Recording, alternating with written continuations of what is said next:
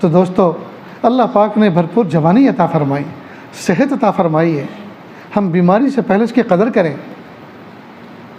ابھی میں 1 مہینہ پہلے کشمیر کی طرف گیا تو اس سفر میں اتنی کثرت کے ساتھ لوگوں نے اس بات کی درخواست، حضرت دعا کرنا بیوی کو بریسٹ کینسر ہو گیا، حضرت دعا کرنا بیٹی کو بلڈ کینسر ہو گیا، حضرت دعا کرنا بچے کو چھوٹی سی عمر ہے کینسر ہو گیا۔ اتنی کینسر کی خبریں سنی، ڈر گیا، پیارے اللہ یہ کیا ہو رہا ہے؟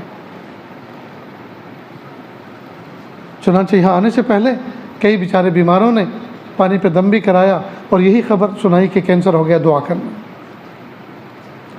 یہ سب بیماریاں، یہ ساری مصیبتیں، مصائب، یہ دوستو یہ ہمارے اعمال کا نتیجہ ہے، ہمارے اعمال کا نتیجہ ہے۔ اس روٹھے ہوئے رب کو منانے کی کوشش ہی نہیں کر رہے، ناراض کر کے بیٹھے ہیں۔ شوہر ناراض ہو جائے تو بیوی فریضہ سمجھتی ہے کہ اس کو راضی کریں، بیوی ناراض ہو جائے تو شوہر اس کو ضروری سمجھتا ہے کہ اس کو راضی کریں، باس ناراض ہو جائے تو لیبر کام کرنے والے نیچے والے وہ ضروری سمجھتے ہیں کہ اس کو راضی کریں ورنہ کام کیسے چلے گا۔